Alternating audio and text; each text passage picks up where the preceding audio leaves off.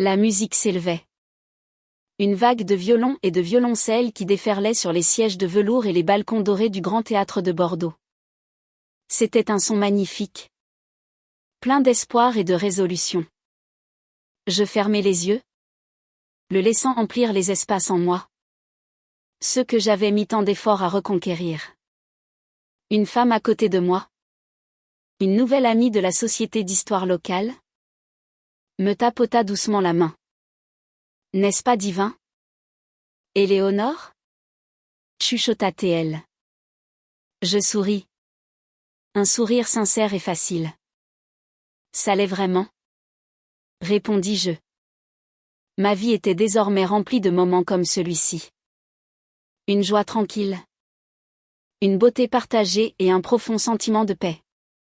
Mon regard dériva à travers la salle, vers une petite table où étaient exposés les lots d'une vente aux enchères silencieuse. Il y avait des tableaux, des bouteilles de grands crus classés, et une boîte cadeau magnifiquement emballée, nouée d'un ruban d'argent. Pendant une seconde, ma respiration se bloqua dans ma gorge. Le sourire sur mon visage ne faiblit pas. Mais au plus profond de moi, un souvenir s'agita. C'est drôle ce que l'esprit choisit de retenir. Après tout ce qui s'était passé, après toutes ces années, ce n'étaient pas les grandes déclarations ou les disputes amères qui refaisaient surface en premier. C'était une boîte. Une simple boîte vide. Et le silence qui l'accompagnait. Ce souvenir était le fantôme qui avait tout déclenché. Le catalyseur de la vie que je menais maintenant. Avant cette paix, avant la musique et la liberté, il y avait eu mon 68e anniversaire. Et il avait commencé, comme si souvent, par un appel que j'avais attendu toute la journée. Le téléphone sonna à 16h15 précise, juste au moment où je taillais les dernières fleurs fanées des rosiers que mon défunt mari, Richard, avait plantés. Ces rosiers. C'était la seule chose dans ma vie qui fleurissait encore avec une loyauté prévisible. J'essuyai mes mains tachées de terre sur mon tablier. Mon cœur battant d'une flûte familier et plein d'espoir. Allô? Salut? Maman. C'est Marc. Sa voix était distraite. Le bruit de la circulation filtrant à travers la ligne. Il était toujours dans sa voiture. Toujours en route vers un endroit plus important. Marc? Mon chéri. Comment vas-tu? J'essayais de garder ma voix légère. De ne pas trahir le fait que j'avais regardé le téléphone silencieux pendant des heures. Occupé. Maman. Écoute. À propos de ton anniversaire demain. C'est toujours bon pour le dîner chez nous. N'est-ce pas? 18h. Ce n'était pas une question. C'était la confirmation d'une obligation. Bien sûr. Mon chéri. Je m'en réjouis. C'était vrai. Je m'en réjouissais vraiment. Chaque année, je m'accrochais à l'espoir que cette fois serait différente. Cette fois, il me verrait. Super. Sophie fait son gratin dauphinois spécial. Les enfants sont. Eh bien, ils sont excités de te voir. Le mensonge était si fin qu'il en était transparent. Je pouvais presque entendre sa femme. Sophie. En arrière-plan. Lui soufflant les mots. En 17 ans de mariage, Sophie avait perfectionné l'art de l'indifférence polie. Elle me traitait comme un vieux meuble qu'ils étaient obligés de dépoussiérer pour les fêtes. Et comment vont Adrien et Chloé? Demandai-je, imaginant mes petits-enfants. Adrien, à 16 ans, était une forteresse de silence adolescent. Chloé, 14 ans, communiquait principalement par des roulements d'yeux. Ils vont bien. Tu sais. Le lycée. Le sport. La routine. L'impatience dans sa voix était une chose physique. Une pression qui montait à l'autre bout du fil. Bon. Maman. Je dois te laisser. À demain. Je t'aime. Le « je t'aime » était une pensée après coup. Un point à la fin d'une phrase qu'il était désespéré de terminer. Je t'aime aussi. Mon trésor. Dis-je dans le vide. Je reposai le téléphone et regardai ma maison. C'était une magnifique maison en pierre de taille dans le quartier du Bouscat. Pleine de boiseries sombres, de bibliothèques intégrées et de 35 ans de souvenirs. Richard et moi l'avions acheté quand Marc n'était qu'un garçon. Chaque éraflure sur le parquet racontait une histoire. Chaque livre sur les étagères avait été lu et aimé. Pour moi, c'était un sanctuaire. Un album vivant de notre vie commune. Pour Marc et Sophie, c'était daté. Ils vivaient dans une immense villa d'architecte en banlieue avec des murs gris béton ciré, un éclairage encastré et une absence flagrante d'âme. Ils appelaient ça « épuré ». J'appelais ça une salle d'attente. Richard était parti depuis 5 ans. C'était un homme calme et brillant. Un investisseur qui voyait de la valeur là où les autres n'en voyaient pas. Il avait été mon ancre, mon partenaire en toutes choses. Quand il est décédé, il ne m'a pas seulement laissé un cœur brisé, mais aussi un secret. C'est pour toi, Ellie, m'avait-il dit dans ces dernières semaines? Sa voix un murmure fragile. Il avait dapoté un épais dossier relié en cuir sur sa table de chevet. C'est pour ta tranquillité d'esprit. Pas pour Marc. Pas pour qui que ce soit d'autre. C'est ta sécurité. Ta liberté. Je savais ce qu'il y avait dans ce dossier. J'avais passé du temps avec notre notaire, Maître Durand, et l'avais parcouru page par page. Des actions dans des pépites de la French Tech auxquelles Richard avait cru des décennies auparavant. Les titres de propriété de biens immobiliers dans des quartiers en plein essor. Les papiers d'une charmante petite villa sur le bassin d'Arcachon. Et la documentation de ses collections d'art et de grands crus, qui valaient apparemment une petite fortune. Sur le papier, j'étais multimillionnaire. Mais ma vie ne le reflétait pas. Je vivais de ma modeste pension de retraite et de la pension de réversion de Richard. Je conduisais une voiture vieille de 10 ans. Je portais des vêtements achetés en solde. Ce n'était pas un jeu. C'était simplement la façon dont j'avais toujours vécu. Richard et moi n'avions jamais ressenti le besoin d'afficher notre richesse. Nous trouvions la richesse dans les livres, les voyages, notre jardin, l'un dans l'autre. Marc et Sophie, cependant, fonctionnaient sur une fréquence différente. Leur vie était une performance. La bonne voiture, le bon quartier, les bonnes marques de créateurs sur leurs vêtements. Ils se noyaient sous les dettes pour maintenir une image, tout en supposant qu'un héritage massif les attendait juste à l'horizon. Ils voyaient leur pauvre mère seule et ressentaient un mélange de pitié et d'impatience. Ils n'avaient aucune idée que leur pauvre mère seule aurait pu acheter et vendre tout leur lotissement sans même remarquer la dépense. Je n'ai jamais corrigé leurs suppositions. Je pensais, naïvement, qu'ils m'aimaient pour moi. Je pensais que garder les choses simples garderait notre relation pure. J'étais une imbécile. Le soir suivant, je me suis rendue chez eux avec une petite tarte tatin maison sur le siège passager. C'était ma spécialité. La pâte faite avec du vrai beurre. Exactement comme Marc l'aimait quand il était petit. Je suis arrivée à 18h pile. Sophie m'ouvrit la porte. Un sourire forcé plaqué sur son visage. Éléonore. Vous êtes là. Elle portait un pull en cachemire beige qui coûtait probablement plus que mon budget mensuel total. Elle me prit la tarte avec 2 mains parfaitement manucurées. Oh. Encore une tarte.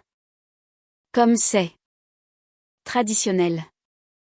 Elle prononça le mot « traditionnel » comme s'il s'agissait d'une maladie bénigne. La maison était, comme toujours, immaculée et froide. Adrien et Chloé étaient avachis sur un vaste canapé blanc, leurs visages illuminés par la lueur bleue de leur téléphone. « Dites bonjour à votre grand-mère » dit Marc en entrant de la cuisine, sans lever les yeux de son propre téléphone. « Salut, mamie » marmonnèrent-ils à l'unisson, leurs pouces ne cessant jamais leur tapotement frénétique. « Je suis si contente de vous voir tous les deux, dis-je, ma voix sonnant anormalement joyeuse dans le silence stérile de la pièce. Je voulais leur poser des questions sur le lycée, sur leurs amis, mais je savais que je ne recevrais que des réponses monosyllabiques. Le gouffre entre nous semblait s'élargir à chaque fois que je les voyais.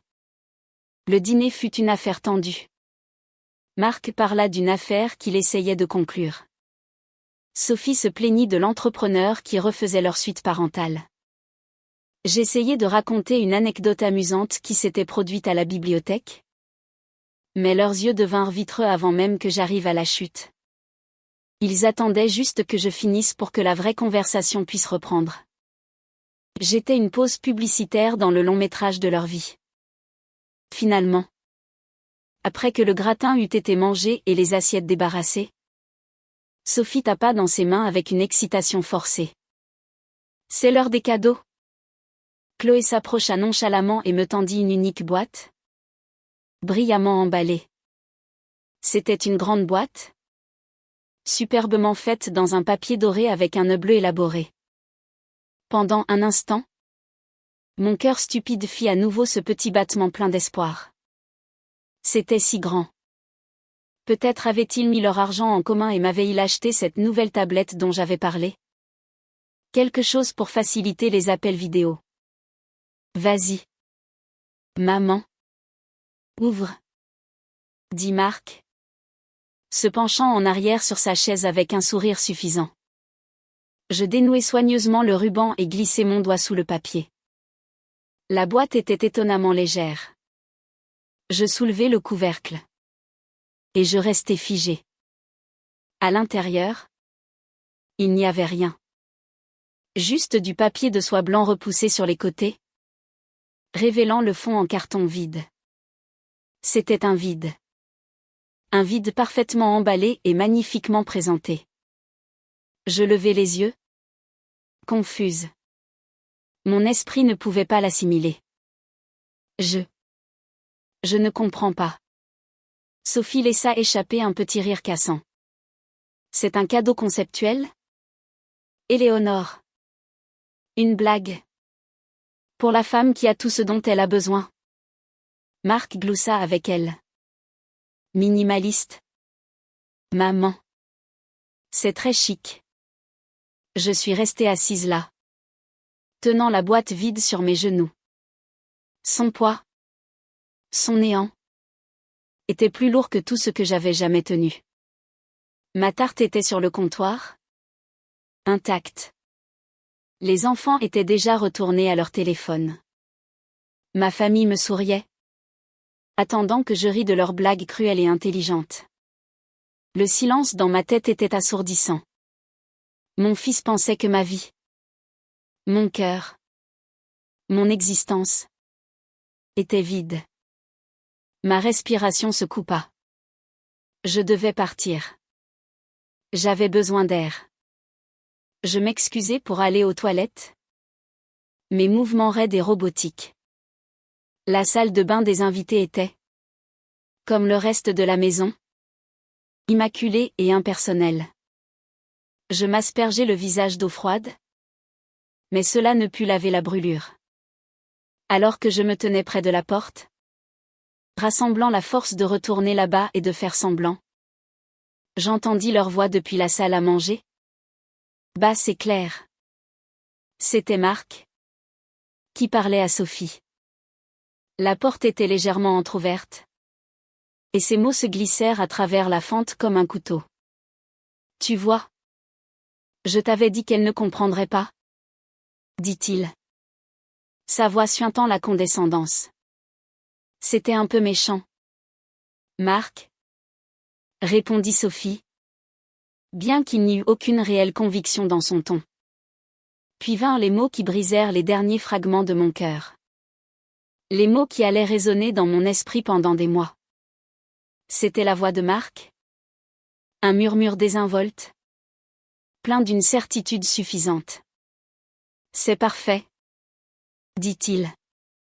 Une boîte vide pour une femme vide. Une boîte vide pour une femme vide. Le monde sembla basculer sur son axe. Le sang se retira de mon visage. Et une clarté froide et terrifiante m'envahit. Ce n'était pas une blague. Ce n'était pas un malentendu. C'était un jugement. C'était ainsi que mon fils unique, le garçon que j'avais élevé et aimé de toutes les fibres de mon être, me voyait vraiment. Je n'étais rien pour lui. Une coquille creuse. Un bouche-trou. Une boîte vide. À cet instant, debout dans cette salle de bain froide et stérile, quelque chose en moi ne s'est pas seulement brisé. Il s'est durci. La partie douce et pleine d'espoir de mon cœur qui avait attendu leur amour se changea en glace. Le chagrin était immense. Un raz-de-marée qui menaçait de m'engloutir. Mais sous le chagrin, autre chose naquit. Une résolution calme et inébranlable. Il avait tort. Je n'étais pas vide.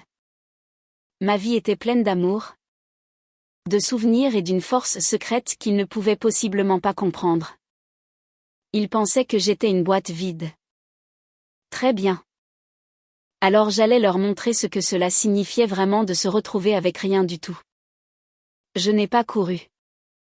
Je n'ai pas pleuré. J'ai simplement redressé ma colonne vertébrale. Enfoui cette prise de conscience froide et dure au plus profond de moi. Et composé mon visage en un masque de neutralité polie. Je suis sorti de la salle de bain et retourné dans la salle à manger. Les trois Marc, Sophie et la boîte vide sur la table levèrent les yeux. Pendant une fraction de seconde, je n'ai pas vu mon fils ou sa famille.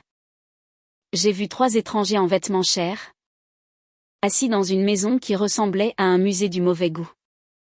C'étaient des extraterrestres, parlant un langage de matérialisme et de cruauté désinvolte que je n'avais plus aucun désir de comprendre. Tout va bien, maman? Demanda Marc. Une lueur de quelque chose agacement? Inquiétude? Dans ses yeux. Je lui fis un petit sourire distant. J'ai un peu mal à la tête. Tout à coup. Je pense que je devrais rentrer. Oh. Déjà? Dit Sophie. Son soulagement à peine voilé. Eh bien? Si vous ne vous sentez pas bien. Vous n'avez même pas pris de tarte. Elle fit un geste vers le comptoir, où mon offrande reposait, intacte et ignorée. Il semble que j'ai perdu l'appétit. Dis-je. Ma voix égale et calme. C'était la voix d'une étrangère? Dépourvue de la chaleur que j'avais toujours forcée pour leur bénéfice. Je me dirigeai vers la porte d'entrée, sans attendre qu'ils se lèvent. Je ne voulais pas de leurs faux gestes d'affection, de leurs mains sur mon bras pour me guider vers la sortie. J'étais parfaitement capable de partir seule. On t'appellera demain. Maman, cria Marc depuis la salle à manger. Ne vous donnez pas cette peine? Dis-je sans me retourner. J'ouvris la porte et sortis dans l'air frais de la nuit. En refermant la porte derrière moi, le clic final résonna dans l'espace creux qui venait d'être sculpté dans ma poitrine. J'avais la boîte cadeau vide dans les mains. Je n'avais même pas réalisé que je l'avais ramassée. Cela semblait juste. D'une certaine manière. Un souvenir de la fin d'une ère. Le trajet du retour fut flou. Les rues familières de Bordeaux. La lueur des lampadaires. La silhouette lointaine des quais, rien de tout cela ne s'enregistra. J'étais en pilote automatique. Mes mains agrippant le volant. Mes jointures blanches. La boîte vide était assise sur le siège passager à côté de moi. Une compagne silencieuse et moqueuse. Une boîte vide pour une femme vide.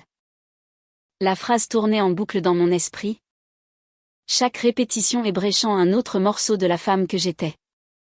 La mère qui trouvait des excuses à l'étourderie de son fils. La belle-mère qui se mordait la langue face à la condescendance de sa belle-fille. La grand-mère qui prétendait ne pas remarquer le désintérêt total et complet de ses petits-enfants. Cette femme est morte ce soir. Elle est morte dans une salle de bain froide et blanche, en écoutant la vérité qu'elle avait passé des années à nier. Quand je suis rentrée, la maison semblait différente. Mon sanctuaire. Elle avait toujours été un lieu de réconfort. Ses murs saturés de la présence de Richard. De nos rires partagés. Ce soir, elle semblait caverneuse et silencieuse. Le calme n'était pas paisible. Il était suffocant. Je traversais les pièces, passant ma main sur le dos des livres de Richard, traçant le contour de son fauteuil préféré. Pendant 5 ans, j'avais vécu dans mon propre musée. Un musée dédié à une vie. Un amour. Une famille qui, je le comprenais maintenant, n'existait que dans mon propre esprit. Je m'assis au lourd bureau en chêne dans le cabinet de Richard. La boîte vide placée carrément au centre du sous-main en cuir. Et pour la première fois ce soir-là, je me laissais aller. Les larmes n'étaient pas bruyantes ou hystériques. C'étaient des larmes silencieuses et chaudes qui coulaient sur mon visage, tombant sur le papier cadeau doré brillant. Je pleurais pour le petit garçon qui me tenait la main et me disait que j'étais la meilleure maman du monde. Je pleurais pour le jeune homme dont j'avais été si fière à sa remise de diplôme. Je pleurais pour la perte d'une relation que j'avais nourrie de tout mon cœur. Pour découvrir que c'était un jardin stérile. Je portais le deuil d'un fils qui était encore en vie. C'était un enfer particulier. Je pleurais jusqu'à ce qu'il ne reste plus qu'une douleur sourde et creuse. Et dans ce silence douloureux, la voix de Richard me parvint. Aussi claire que s'il était assis dans le fauteuil en face de moi. C'est pour ta liberté, Ellie. Mon regard tomba sur le tiroir du bas de son bureau. Je l'ouvris. À l'intérieur, tel qu'il l'avait laissé, se trouvait l'épais dossier relié en cuir. Mes mains tremblaient en le sortant et en le plaçant sur le bureau à côté de la boîte vide. Le contraste était saisissant. L'un représentait une vie de vide et de mensonge. L'autre, une vie de substance, d'amour et de sécurité soigneusement planifiée. Ma sécurité. Ma liberté. J'ouvris le dossier. Les colonnes nettes d'action. Les titres de propriété. Les expertises pour l'art et les vins. C'était un arsenal. Richard ne m'avait pas seulement laissé de l'argent. Il m'avait laissé le pouvoir. Le pouvoir de vivre ma vie entièrement selon mes propres termes. Le pouvoir de n'être redevable à personne. Pendant 5 ans, j'avais ignoré ce pouvoir, laissant ce dossier dormir dans un tiroir comme un volcan en sommeil. J'avais été si concentrée à essayer de gagner l'amour de mon fils que j'avais oublié de m'aimer moi-même. J'avais eu si peur d'être seule que j'avais accepté d'être solitaire en leur compagnie. Plus maintenant. La nouvelle résolution qui était née dans cette salle de bain avait maintenant un plan d'action. Marc et Sophie me voyaient comme un obstacle. Une vieille femme assise sur leur future fortune. Ils attendaient que je meure pour que leur vraie vie puisse commencer. Ils n'avaient aucune idée que toute leur performance de succès, la grande maison, les voitures de luxe, les écoles privées étaient un château de cartes construit sur une montagne de dettes, soutenu par l'hypothèse de ma mort et de leur héritage. Ils se sentaient en droit de l'œuvre de la vie de Richard, de l'œuvre de notre vie, sans jamais montrer une once de respect pour la femme qui en était la gardienne. Une boîte vide pour une femme vide. Un sourire froid effleura mes lèvres. Il semblait étranger sur mon visage. C'était le sourire d'une étrangère, mais une étrangère que je commençais à apprécier. Je pris le téléphone. Il était tard. Près de 22 heures. Mais je savais qu'il répondrait. Je composai le numéro de mémoire. Il sonna 2 fois. Durand. Sa voix était professionnelle. Même à 7 heures. Maître Durand. C'est Éléonore Valois. Éléonore. Tout va bien? Il est tard pour que vous appeliez. Je pouvais entendre l'inquiétude immédiate dans sa voix. Arthur Durand avait été le notaire et l'ami de Richard pendant 40 ans. C'était un homme bon et décent qui me traitait avec plus de respect en un appel de 5 minutes que mon fils en 5 ans. Je vais bien. Arthur. En fait, je pense que je vais mieux que je ne l'ai été depuis très longtemps. Ma voix était stable. Le tremblement avait disparu. Je dois prendre rendez-vous avec vous. Dès que possible. Demain. Si vous avez le temps. Bien sûr. Je peux libérer ma matinée. 10 heures? Parfait. Dis-je. Je vais faire quelques changements. Quelques changements significatifs à ma succession. Il y eut une légère pause. Éléonore. Est-ce à propos de Marc? Arthur était perspicace. Il avait vu la dynamique pendant des années. Bien qu'il fût trop professionnel pour jamais la commenter directement. Je pris une profonde inspiration. C'est à propos de moi. Arthur. Il s'agit d'honorer les dernières volontés de Richard. Il m'a dit qu'il me laissait ma liberté. J'ai décidé qu'il était temps que je commence à la vivre. J'ai expliqué ce qui s'était passé. Je lui ai parlé du dîner, des enfants sur leur téléphone, du gratin froid. Et puis je lui ai parlé du cadeau. De la boîte vide. Je lui ai rapporté les mots que j'avais entendus. En parlant, la douleur a commencé à se transformer, se cristallisant en quelque chose de dur et de clair, un but. Quand j'ai terminé, il y a eu un long silence à l'autre bout du fil. Pendant un moment, j'ai craint de l'avoir choqué. Qu'il pense que j'agissais de manière impulsive ou vengeresse. Puis il a parlé, et sa voix était remplie d'une colère calme et juste. Ce garçon, a-t-il dit. La formalité disparut. Ce garçon stupide et ingrat.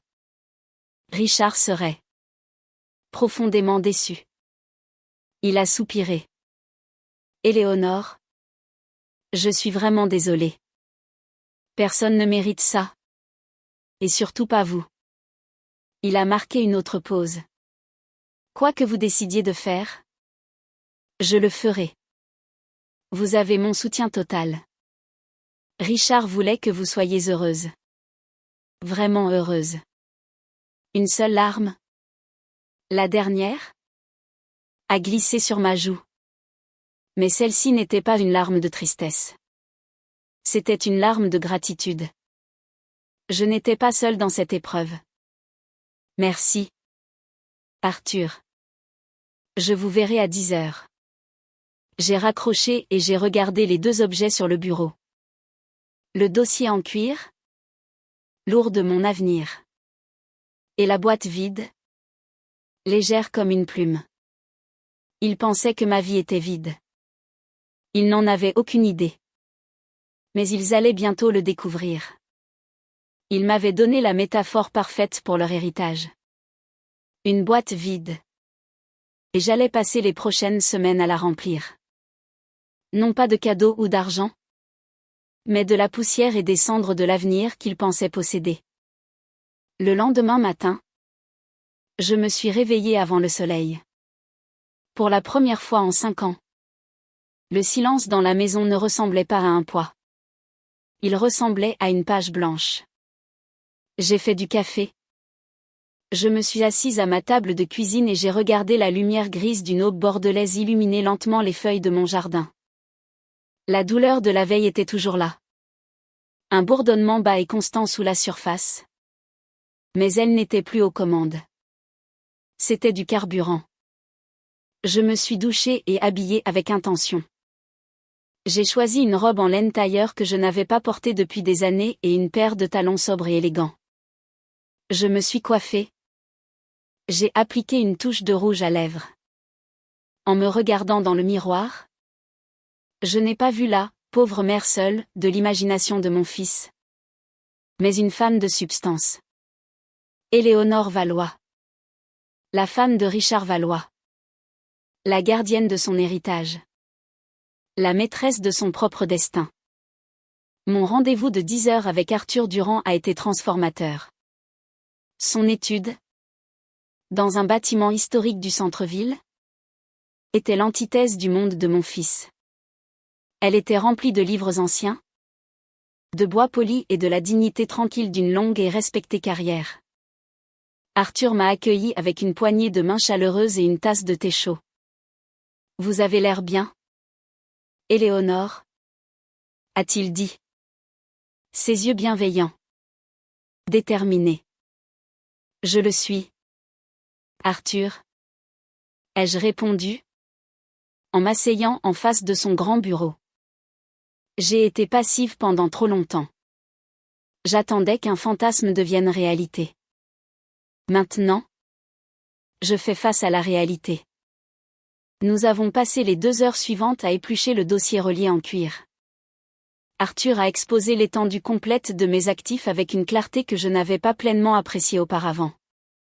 Nous ne parlions pas seulement d'argent sur un compte en banque. Nous parlions de choses tangibles. Des choses que Marc et Sophie connaissaient et convoitaient. Il y avait la maison dans laquelle je vivais. Cette belle maison en pierre dans un quartier très recherché. Entièrement payée et valant une fortune sur le marché immobilier en plein essor de Bordeaux. Ils avaient souvent plaisanté sur la somme qu'elle vaudrait quand ils la vendraient. Il y avait la villa sur le bassin d'Arcachon. Une charmante petite maison avec vue sur le bassin que Richard et moi avions acheté il y a des décennies. C'est là que nous emmenions Marc chaque été quand il était petit. Il n'y était pas retourné depuis plus de 10 ans. Mais je savais qu'il la considérait comme sienne. Il avait d'un jour mentionné à un ami, en ma présence, qu'il avait hâte de la vider et de la transformer en une location saisonnière moderne. Et puis il y avait les collections. La collection d'art de Richard n'était pas seulement quelques jolis tableaux. Elle comprenait des œuvres de plusieurs artistes éminents de l'école de Bordeaux. Sa cave à vin était la passion d'une vie. Méticuleusement cataloguée et expertisée. Je savais que Sophie avait jeté son dévolu sur un paysage particulier pour le mur de leur salon stérile. Et Marc parlait souvent de la façon dont les grands crus seraient un joli pécule pour les études des enfants. Il voyait ces choses non pas comme des parties de ma vie, mais comme des articles sur leur future liste d'inventaire. Alors, dit Arthur en se penchant en arrière dans son fauteuil.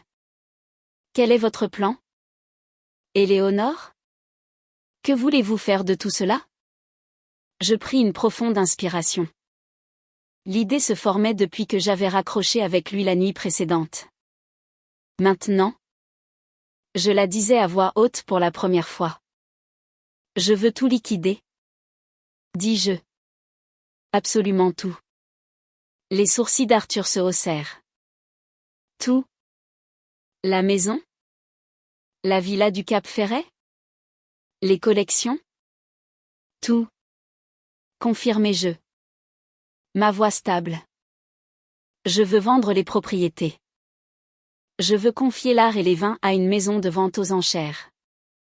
Je veux transformer chaque actif physique qu'ils attendent en liquidité. Il m'étudia un long moment. Son expression illisible. C'est une tâche monumentale, Éléonore. Et une fois que ce sera fait, vous n'aurez plus votre maison. Vous n'aurez plus la villa. Une maison n'est pas un foyer ? Arthur. Plus maintenant. Mon foyer était avec Richard. Ce n'est qu'un bâtiment plein de fantômes. Et la villa. Les souvenirs que j'y ai sont miens. Je n'ai pas besoin du bâtiment pour les garder. Il vaut mieux qu'ils aillent à une famille qui l'utilisera vraiment, qui y construira ses propres souvenirs. Un lent sourire s'étala sur le visage d'Arthur. Il comprenait parfaitement. Il ne s'agissait pas d'autodestruction. Il s'agissait de libération. Et une fois que tout sera liquidé? Demanda-t-il. Que se passera-t-il? Où ira l'argent? Nous allons créer une fondation caritative? Dis-je, sentant une vague d'excitation. La Fondation Richard et Éléonore Valois. Elle soutiendra les causes qui nous ont toujours tenus à cœur. Les programmes de lutte contre l'illettrisme pour les enfants défavorisés. L'orchestre symphonique local. Les refuges pour animaux. Je fis une pause. Puis ajoutai, et une part importante sera consacrée à l'établissement de bourses pour les mères célibataires et les veuves de plus de 60 ans. Pour les aider à atteindre l'indépendance financière et la sécurité. Le sourire d'Arthur s'élargit. C'est un plan vraiment magnifique. Éléonore. C'est un héritage dont Richard serait immensément fier. Il y a une dernière chose? Dis-je en me penchant en avant. Je veux réviser mon testament. Le Nouveau Testament sera très simple. Il stipulera que l'intégralité de ma succession, à mon décès, sera transférée à la fondation. Et Marc? Demanda doucement Arthur. Je le regardai droit dans les yeux. Marc recevra un héritage unique et final, qui lui sera remis à mon décès. Ce sera exactement ce qu'il m'a offert pour mon anniversaire. Arthur parut perplexe une seconde. Puis ses yeux s'écarquillèrent de compréhension. La boîte vide. La boîte vide? Confirmai-je. Avec une copie certifiée conforme du testament final à l'intérieur. Il laissa échapper un petit sifflement. Un mélange de choc et d'admiration. Éléonore Valois. Vous êtes une femme aux profondeurs cachées. Mon fils pense que je suis une femme vide. Dis-je. Ma voix dépourvue d'apitoiement. Il semble juste que son héritage reflète son opinion de moi. Au cours des semaines suivantes, Arthur et moi avons mis mon plan en œuvre avec la précision d'une campagne militaire. Il était un maître en son domaine. Il a fait appel à la meilleure agent immobilier de la ville. Une femme discrète et efficace nommée Madame Albright. Elle est venue à la maison, ses yeux évaluant sa valeur avec un éclat professionnel. Mais elle m'a parlé avec gentillesse et respect. Elle comprenait mon désir d'une vente discrète et privée. Nous pouvons la proposer en privé à des acheteurs préqualifiés, a-t-elle suggéré. Éviter les tracas des visites libres. Une maison comme celle-ci? Dans ce quartier? Elle se vendra d'elle-même. Nous avons fait de même pour la villa du bassin. Arthur a contacté une maison de vente aux enchères spécialisée à Paris pour s'occuper de l'art et des vins. Des experts sont arrivés. Des hommes en costume sobre qui ont manipulé les tableaux bien-aimés de Richard et ses caisses de vin avec des gants blancs révérencieux. Ils parlaient de provenance et d'estimation d'enchères à voix basse et respectueuse. Pendant toute cette période, j'ai maintenu un silence strict avec la famille de mon fils. Le lendemain de mon anniversaire, Marc avait appelé. Sa voix empreinte du sens contraint du devoir familial. Salut. Maman. Je prends juste des nouvelles. Tu te sens mieux? Je vais parfaitement bien. Marc. Merci de demander. Ai-je dit. Mon ton poli mais froid. Bien. Bien. Alors. Ce cadeau. C'était juste une blague? Tu sais. Sophie s'est sentie un peu mal. Elle a pensé que c'était peut-être un peu trop. Pas du tout. Ai-je dit doucement. C'était très éclairant. En fait, j'y ai beaucoup pensé. C'était une déclaration très puissante. Oh. Eh bien. Tant mieux. Dit-il. Clairement soulagé d'être tiré d'affaire. Il n'avait aucune capacité d'introspection. Aucune capacité à voir au-delà de la surface des choses. Il a entendu que je n'étais pas en colère et a supposé que tout allait bien. Il n'a jamais demandé ce que je voulais dire par « éclairant » ou « une déclaration puissante ». Il s'en fichait. Les appels devinrent moins fréquents. Un SMS par-ci par-là. J'espère que tu vas bien. Maman. Je répondais par un simple « tout va bien ». Il se contentait de me laisser à ma vie, vide. Certains d'avoir accompli leur devoir et de pouvoir maintenant retourner à leurs propres vies importantes. En attendant le jour inévitable où leur navire arriverait à bon port. Ils n'avaient aucune idée que je démantelais systématiquement le navire, le vendant en pièces détachées et utilisant les profits pour construire une flotte de canots de sauvetage pour les autres. La partie la plus difficile a été l'acte physique de vider la maison. 35 ans de vie devaient être triés, emballés ou jetés. Chaque objet contenait un souvenir.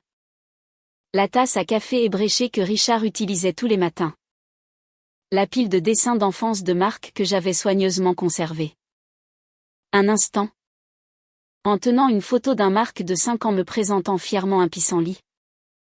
Ma résolution a vacillé. Une immense tristesse m'a transpercée. C'était ce garçon qui me manquait. Où était-il passé? Je me suis accordé ce moment de deuil. J'ai reconnu la douleur. Puis j'ai délicatement placé le dessin dans une boîte étiquetée « Souvenir ». Je pouvais garder le souvenir de ce petit garçon. Je n'étais pas obligé de continuer à sacrifier mon amour-propre pour l'homme qu'il était devenu. J'ai engagé une société de vente pour s'occuper des meubles et des articles ménagers. Le reste, les objets vraiment personnels. Les albums photos. Les lettres de Richard. Mes livres préférés, je les ai emballés dans un petit nombre de boîtes. Destinées à la nouvelle vie. Plus petite. Que je me construirais. Un après-midi. Alors que l'équipe de la société de vente étiquetait les meubles. Ma voisine d'en face. Madame Dubois. A frappé à la porte. Éléonore? A-t-elle dit. Le front plissé d'inquiétude. J'ai vu le panneau de vente. Est-ce que tout? Vous allez bien? Je lui ai souri. Un vrai sourire. Je vais plus que bien. Martine. Je commence un nouveau chapitre. Mais. Vous vendez la maison? Sa voix était remplie d'incrédulité. Vous aimez cette maison? J'aimais la vie que j'avais dans cette maison. L'ai-je corrigé gentiment? La maison n'est que du bois et des clous. Il est temps qu'une nouvelle famille l'ait. Je réduis mon train de vie. Je simplifie ma vie. Le récit était simple et plausible. La veuve en deuil. Enfin prête à quitter sa grande maison vide. Personne ne le remettrait en question. Certainement pas Marc et Sophie. S'ils l'apprenaient, ils seraient probablement ravis. Supposant que je déménageais dans un appartement raisonnable et que le produit de la vente de la maison serait simplement ajouté à leur futur pot d'héritage. Cette pensée fit réapparaître mon sourire secret. Les semaines se sont transformées en un mois. Puis 2. La maison s'est vendue rapidement. Pour un prix qui a même fait écarquiller les yeux de Madame Albright.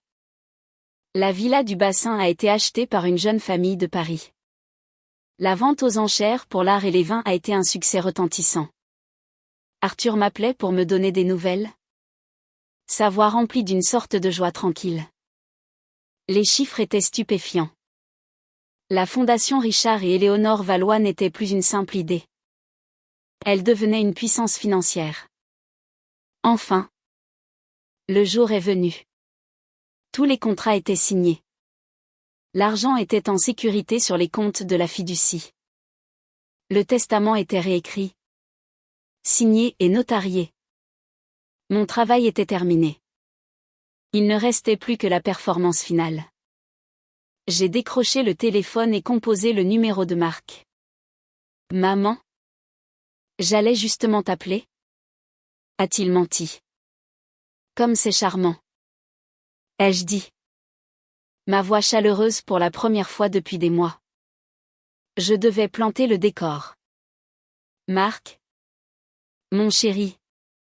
Je sais que nous avons été un peu distants dernièrement. Et j'ai beaucoup réfléchi. Je me sens mal de la façon dont les choses se sont terminées après mon anniversaire. J'aimerais vous inviter tous pour un dîner spécial. C'est moi qui régale. Pour mettre les choses au clair et faire une annonce. Je pouvais presque entendre les rouages tourner dans sa tête. Faire une annonce. Les mots étaient un appât. Et je savais qu'il le prendrait. Une annonce ? A-t-il demandé. Sa voix soudainement vive d'intérêt. Oui. Quelque chose d'important sur l'avenir. Pour nous tous. Ai-je dit. Laissant l'implication flotter dans l'air. Allons quelque part de spécial. Le Belvédère. Samedi prochain ? À 19h ? Le Belvédère était l'un des restaurants les plus chers et exclusifs de Bordeaux. Célèbre pour ses vues panoramiques sur la ville. C'était un endroit où Sophie avait toujours voulu aller. C'était une déclaration. Le Belvédère ? Marc semblait abasourdi. Waouh ! Maman. Oui. Bien sûr. Nous serons là. Tout va bien ? Tout est. Dis-je. Un sourire sincère dans la voix. Parfait. Le piège était tendu. La semaine qui a précédé le dîner fut une sorte de limbes étrange. Je vivais dans un petit appartement meublé que j'avais loué. Un espace temporaire qui me semblait anonyme et libérateur. Mais quelques cartons de trésors personnels étaient empilés proprement dans un coin, attendant que je décide où serait mon nouveau chez-moi. La grande maison en pierre sur la colline n'était plus la mienne. Elle avait été nettoyée de mon existence, prête pour ses nouveaux propriétaires. Le sentiment n'était pas celui de la perte, mais de la légèreté. J'avais mué d'une peau lourde. Marc a appelé 2 fois cette semaine-là. Un record pour lui. Son ton était entièrement différent. Il était prévenant. Presque chaleureux. C'était un pêcheur qui pensait avoir un gros poisson au bout de sa ligne. Et il le ramenait doucement. Prudemment. Je voulais juste m'assurer que tu te sentais toujours d'attaque pour samedi. Maman. A-t-il dit lors d'un appel. Tu n'es pas obligé de faire ça si c'est trop de tracas. Pas du tout. Mon cher. Ai-je répondu? Jouant mon rôle. Je m'en réjouis. C'est important. Alors? Cette annonce. A-t-il sondé? Essayant de paraître décontracté. C'est une bonne nouvelle? Je le crois. Ai-je dit. Et ce n'était pas un mensonge. C'était une merveilleuse nouvelle. Juste pas pour lui. Il s'agit d'assurer l'avenir de la famille. De s'assurer que tout le monde est pris en charge. Comme ton père l'aurait voulu. C'était la phrase magique. Comme ton père l'aurait voulu. Pour Marc, cela ne signifiait qu'une chose, le transfert de richesse. Il a dû raccrocher et le dire immédiatement à Sophie. Je pouvais imaginer son excitation. La planification de sa tenue. Le regard triomphant qu'elle répéterait devant le miroir. Il penserait que mon expérience d'anniversaire, éclairante, avait été un électrochoc. Il supposerait que leur « amour vache » avait fonctionné. Que j'avais enfin réalisé ma mortalité et que j'étais prête à faire la chose, censée, leur céder le contrôle des actifs. Leur arrogance était ma plus grande alliée. Samedi soir, je suis arrivée au Belvédère quelques minutes en avance. J'avais choisi ma tenue aussi soigneusement qu'un général choisit son uniforme pour la signature d'un traité. Je portais une robe noire simple mais d'une coupe exquise. Un unique rang de perles que Richard m'avait offert pour notre 25e anniversaire, l'un des rares bijoux que j'avais gardés, et un manteau rouge. Rouge. La couleur du pouvoir. On m'a installé à une table de choix, avec une vue à couper le souffle sur les lumières scintillantes de la ville et la Garonne. J'ai commandé une coupe de champagne. Quand le serveur l'a apportée, je l'ai levée à la lumière, regardant les bulles monter. J'ai ressenti un profond sentiment de calme. Il n'y avait plus de colère, plus d'amertume. Juste une certitude calme et chirurgicale. Je n'étais pas là pour la vengeance. J'étais là pour délivrer une conséquence. Ils sont arrivés précisément à 19h. Dans un tourbillon d'auto-importance. Marc portait un costume une taille trop serrée, essayant trop fort de ressembler au cadre supérieur qu'il aspirait à être. Sophie portait une robe argentée moulante qui scintillait sous l'éclairage tamisé du restaurant. Elle balayait la pièce en marchant, évaluant les autres clients, s'assurant que c'était un endroit digne de sa présence. Les enfants, Adrien et Chloé, traînés là, avaient l'air de s'ennuyer et d'être déplacés dans leurs beaux habits. Leurs visages déjà impatients de retrouver la lueur de leurs écrans. « Maman, tu es là !» tonna Marc, se penchant pour me faire une étreinte maladroite et guindée. C'était une performance pour les autres convives. Voyez quel bon fils je suis. Emmenant ma mère âgée dans un restaurant chic. Éléonore. Cet endroit est fabuleux. S'extasia Sophie. Les yeux écarquillés. Il ne fallait vraiment pas. C'était un mensonge. Elle pensait que j'aurais absolument dû. Bonsoir. Mes chéris. Dis-je. Mon sourire serein. S'il vous plaît. Asseyez-vous. Ils se sont glissés sur leur siège.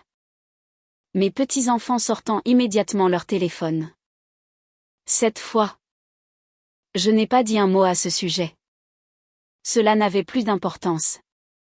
Alors, dit Marc en se frottant les mains après que le serveur eut pris leur commande de boisson. C'est super. Vraiment super. C'est bon de te voir si vibrante. Maman. Je me sens vibrante. Marc, dis-je sincèrement. J'ai fait beaucoup de changements ces derniers temps. Simplifier les choses. Sophie se pencha en avant. Son expression un masque soigné de sympathie. Une voisine nous a dit que vous vendiez la maison. Nous allions vous appeler. Nous étions si inquiets. Vous déménagez dans un appartement ? Nous pouvons vous aider à en trouver un. Vous savez. Quelque chose de moderne et facile à gérer. L'offre était transparente. Il me voulait dans une petite boîte bon marché, maximisant l'argent de la vente de la maison. Merci pour l'offre, Sophie. Mais ce ne sera pas nécessaire. Ma situation de logement est déjà réglée. Dis-je doucement. Je fis un signe au serveur. Commandons-nous ? Je recommande le bar de ligne. Le repas fut le summum de leur hypocrisie. Ils étaient attentifs, engagés. Ils me posaient des questions et faisaient semblant d'écouter les réponses. Marc raconta une histoire charmante d'un souvenir de la villa du bassin. Sophie complimenta mes perles. Ils en faisaient tellement que c'en était presque comique. Ils se comportaient comme la famille aimante dont j'avais toujours rêvé. Mais ils le faisaient pour un public d'un seul, moi. La gardienne de leur fortune. Ils n'essayaient pas de m'aimer. Ils essayaient de me déverrouiller. Adrien et Chloé mangeaient leur nourriture coûteuse dans un silence maussade, levant occasionnellement les yeux lorsque leurs parents leur lançaient un regard d'avertissement. Ils étaient des accessoires dans la pièce de leurs parents, et ils le savaient. Finalement, après que les assiettes à dessert furent débarrassées, le moment arriva. Le café avait été servi. Les lumières de la ville scintillaient en contrebas comme une couverture d'étoiles tombées. C'était un cadre parfait, cinématographique, pour un point culminant. Marc s'éclaircit la gorge, posant ses mains sur la table. Alors, maman, tu as dit que tu avais une annonce. Nous sommes tous là. Nous sommes tout oui. Son sourire était large, expectant. Il ressemblait à un homme sur le point d'apprendre qu'il avait gagné au loto. Sophie était assise à côté de lui. Sa posture parfaite. Son visage illuminé d'anticipation. Je pris une gorgée de mon café, laissant le silence s'étirer juste assez longtemps pour être inconfortable. Je reposai doucement la tasse, faisant un léger cliquetis sur la soucoupe. Je les regardai chacun leur tour, mon regard s'attardant un instant sur mon fils. Je ne vis pas l'homme au costume serré, mais le petit garçon au pissenlit. Et pendant un instant fugace, mon cœur se serra. Puis je regardai le visage avide et expectant de Sophie. Et la douleur s'évanouit, remplacée par la résolution. Oui. Commençai-je. Ma voix claire et stable, coupant le bourdonnement bas du restaurant. J'ai une annonce à faire. Comme je l'ai mentionné, j'ai beaucoup réfléchi depuis mon anniversaire. Ce cadeau que vous m'avez fait, la boîte vide, était vraiment profond. Il m'a fait réaliser que je devais me défaire de mes attachements inutiles. Pour me délester. Marc hocha la tête avec enthousiasme. Exactement. Maman. C'est une façon saine de voir les choses. Réduire son train de vie. C'est intelligent. Je suis si contente que tu sois d'accord, dis-je, mon sourire ne faiblissant jamais. Parce que c'est exactement ce que j'ai fait. Comme Sophie l'a mentionné, j'ai vendu la maison. Ce fut une vente magnifique. Une charmante famille avec 3 jeunes enfants l'a acheté. Je sais qu'ils y seront très heureux. C'est super. Maman, dit Marc en se penchant. Alors les bénéfices. Je levai la main pour l'arrêter. J'ai aussi vendu la villa du bassin. Continuai-je. Ma voix égale. Un jeune couple sympathique de Paris l'a acheté. Ils prévoient d'y passer tous les étés avec leurs enfants. Ils me rappelaient tellement Richard et moi. Quand nous l'avons acheté. Le sourire de Marc se crispa légèrement.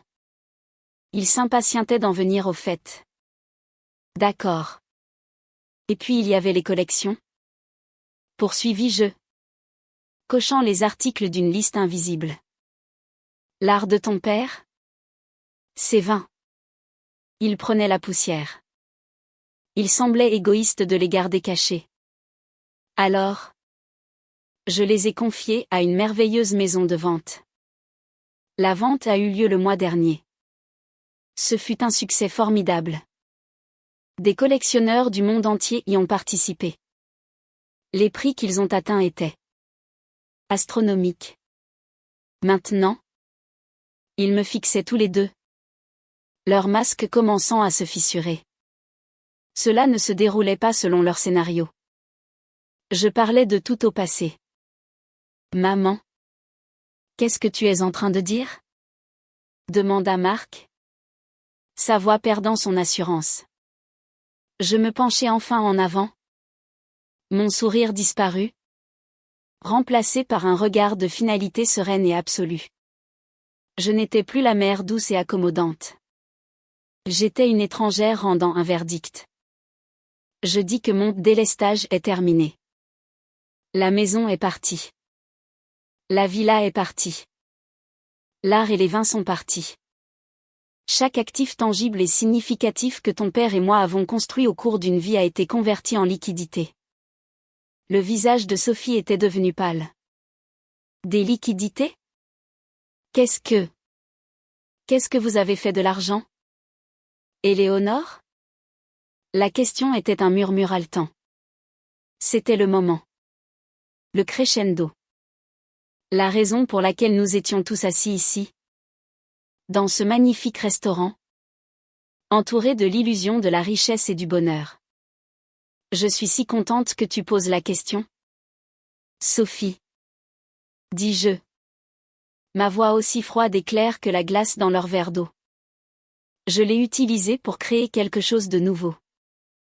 Quelque chose de significatif. J'ai créé la Fondation Richard et Éléonore Valois. Je fis une pause pour laisser les mots s'imprégner. Marc se contenta de me fixer. La bouche légèrement entr'ouverte. La couleur quittant son visage. C'est une fondation caritative? Expliquai-je calmement. Son but sera de financer des programmes d'alphabétisation. Les arts et le bien-être animal ici à Bordeaux. Elle fournira également des bourses d'aide financière aux femmes. Des femmes comme moi. Qui se retrouvent seules plus tard dans la vie et ont besoin d'une chance de reconstruire leur indépendance et leur dignité. Je regardai directement Marc. Tous les bénéfices, jusqu'au dernier centime des ventes, ont été placés de manière irrévocable dans cette fondation. C'est mon héritage. C'est l'héritage de ton père. Le silence qui suivit fut absolu. Il était plus lourd et plus profond que le silence après que j'eus ouvert la boîte vide. Dans ce silence, je vis la vérité pleine et sans phare sur leur visage. Je vis l'effondrement d'une vie entière de droits acquis. Le rêve de richesse non méritée s'évapora sous mes yeux, ne laissant derrière lui que l'avidité laide et nue qu'il avait alimentée depuis le début. Chloé et Adrien avaient enfin levé les yeux de leur téléphone. Leur apathie d'adolescents percée par la tension brute qui émanait de leurs parents.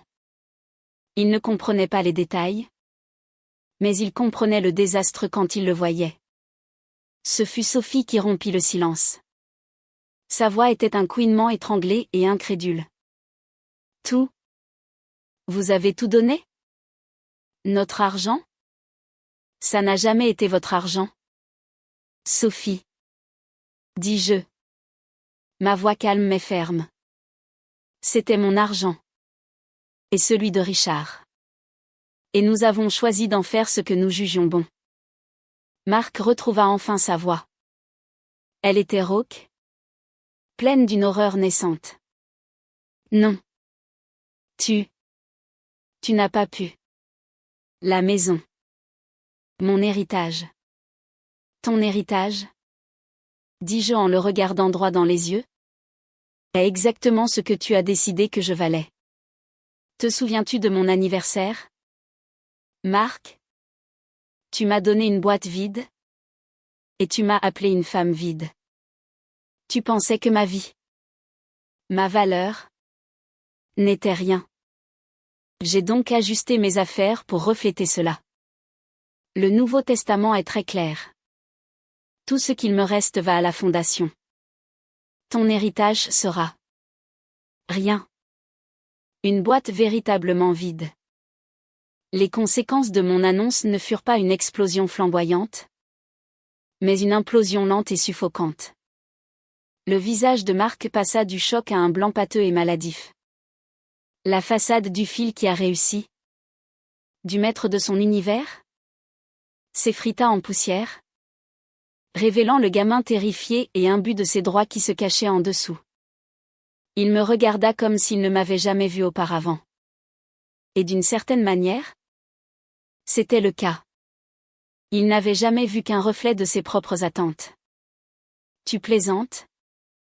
Balbutia-t-il, secouant la tête avec incrédulité.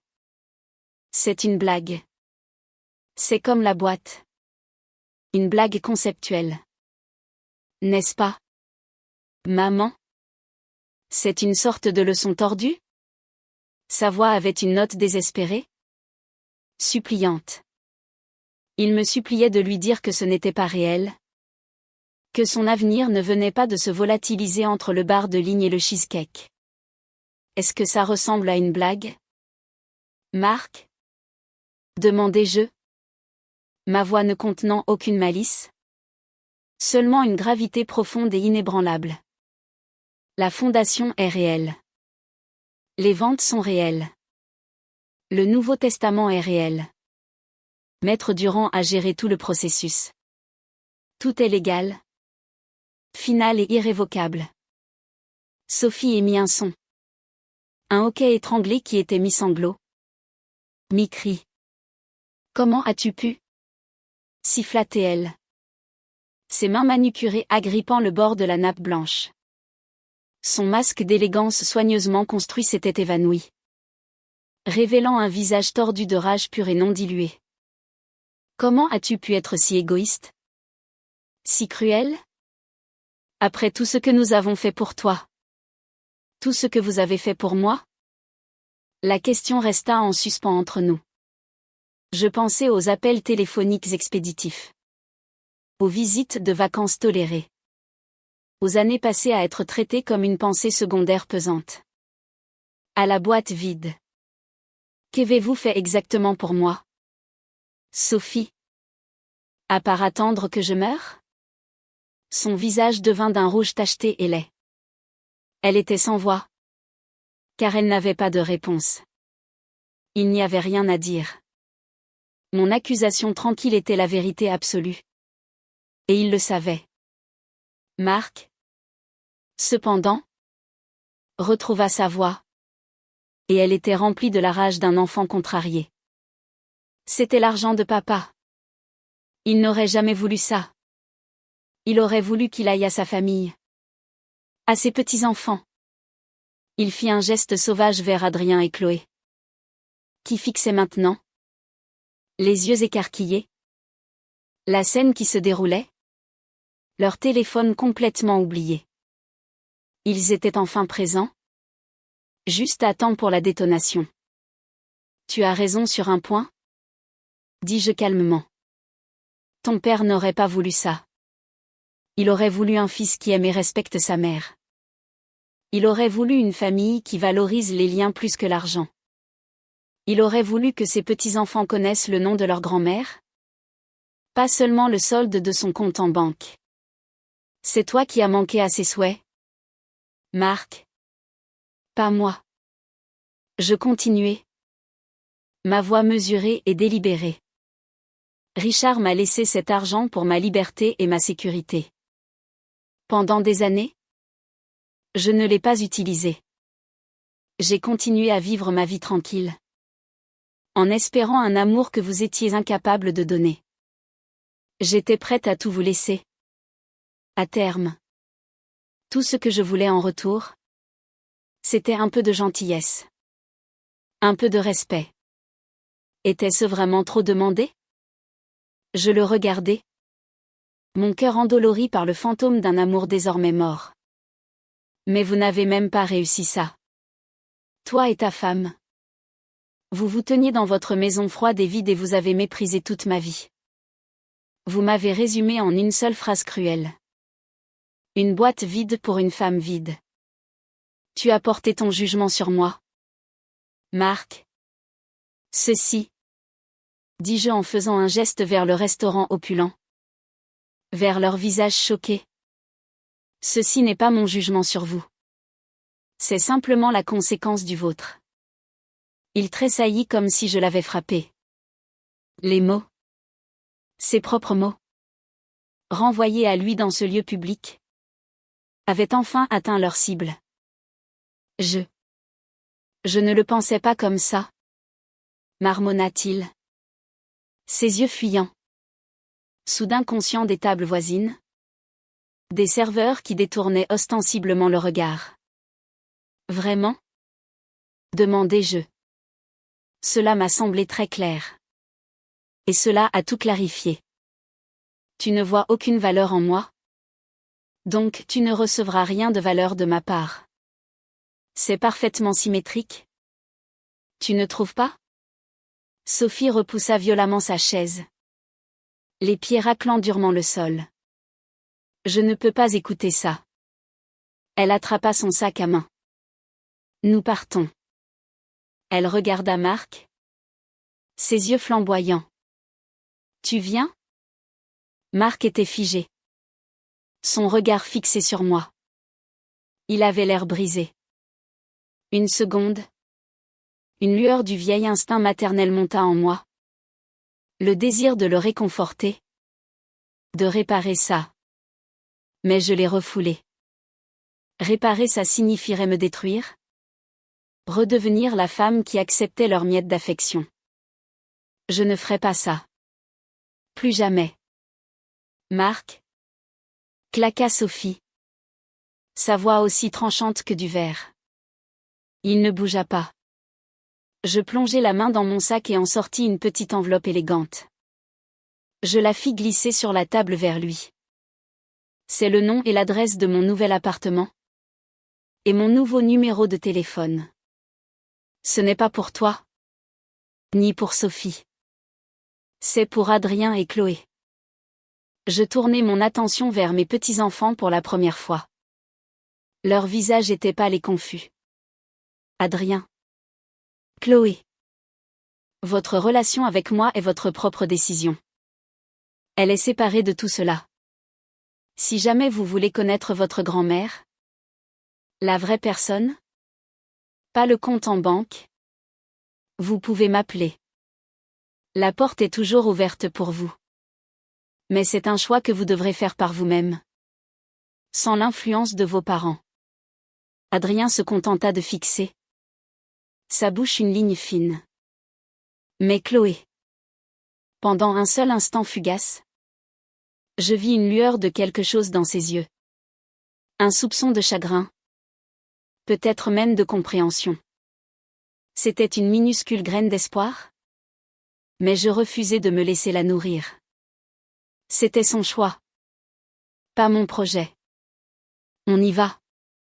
Ordonna à nouveau Sophie, tirant sur le bras de Marc. Cette fois, il sembla sortir de sa transe. Il se leva comme un automate, sa chaise raclant le sol. Il ne me regarda pas. Il ne le pouvait pas. Il fixait un poing par-dessus mon épaule. Son visage un masque de honte et de fureur. Il avait été publiquement démasqué. Son avidité et son manque de respect mis à nu pour que ses propres enfants le voient. Ils se tournèrent et s'éloignèrent. Sophie marchant en tête. Le dos raide comme un piquet. Marc suivit comme un homme conduit à l'échafaud. Adrien traînait derrière lui. La tête basse. Chloé fut la dernière à partir. Elle s'arrêta une seconde au bord de la table. Et ses yeux rencontrèrent les miens. Elle ouvrit la bouche comme pour dire quelque chose. Puis la referma. Secoua la tête et se dépêcha de suivre sa famille. Je suis resté seul à la table avec la vue spectaculaire et 4 tasses de café à moitié vides.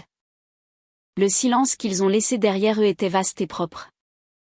J'ai ressenti un profond sentiment de libération. Comme si une fièvre était enfin tombée. Le serveur, un jeune homme aux yeux bienveillants, s'approcha prudemment de ma table. Tout va bien, madame?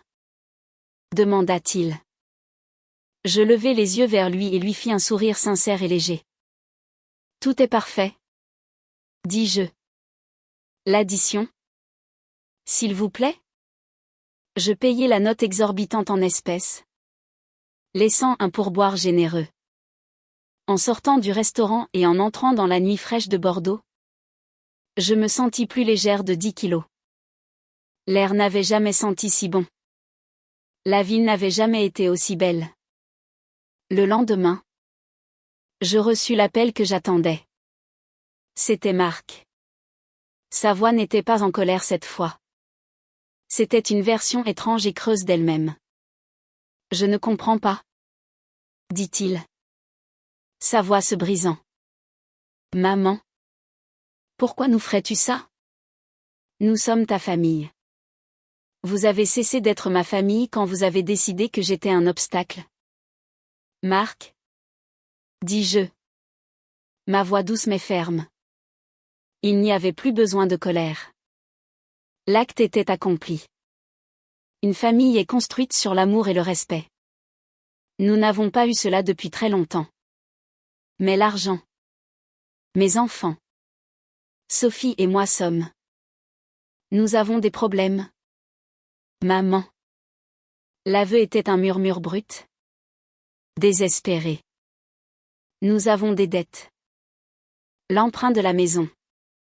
Les crédits auto. Nous comptions sur. Nous avons toujours supposé. Vous avez supposé? Terminé jeu pour lui. Vous avez supposé que vous aviez droit aux fruits de ma vie et de celle de votre père sans jamais entretenir le jardin. Vous avez pris mon amour pour acquis. Et vous avez pris mes ressources pour acquises. Les suppositions sont terminées. Marc. Tu es un homme adulte. Tu as un travail. Il est temps que tu apprennes à vivre selon tes moyens. Je l'ai fait. Alors c'est tout? Tu nous coupes les ponts? Pour toujours? Je commence une nouvelle vie. Dis-je. Une vie basée sur l'honnêteté et le respect mutuel. La vie que je mène maintenant n'a pas de place pour le genre de relation que nous avions. J'ai dit à tes enfants que la porte leur est ouverte. S'ils le choisissent. C'est le mieux que je puisse faire. Je l'entendais respirer à l'autre bout du fil. Le son rauque et inégal. Je pouvais entendre l'effondrement de son monde. Je t'aime. Marc. Dis-je. Et c'était vrai. J'aimerais toujours le petit garçon qu'il avait été. Mais je m'aime davantage. Je le dois. Au revoir. Je raccrochai avant qu'il ne puisse répondre. Je savais qu'il y aurait d'autres appels. Il y aurait des supplications? De la colère? Des négociations? Il y aurait peut-être même des avocats. Mais Arthur m'avait assuré que tout était blindé. Ils n'avaient aucun recours légal. Tout ce qu'ils avaient, c'était le trou béant où se trouvait autrefois leur droit acquis. J'ai bloqué son numéro. J'ai bloqué celui de Sophie. J'ai laissé la ligne ouverte pour mes petits-enfants. Puis je suis allé me promener. Je n'avais pas de destination particulière en tête. J'ai juste marché, respirant ma liberté. Pour la première fois, mon avenir n'était pas un conte à rebours vers une fin, mais le début d'une histoire entièrement nouvelle. Une histoire que j'écrirais moi-même. Les semaines qui suivirent ce que j'en vins à appeler le dîner de l'émancipation furent une révolution tranquille. La tempête annoncée de la part de Marc et Sophie arriva. Mais elle se brisa contre les murs calmes et infranchissables que j'avais érigés autour de ma nouvelle vie. Il y eut des messages vocaux furieux, laissés sur mon ancien numéro déconnecté.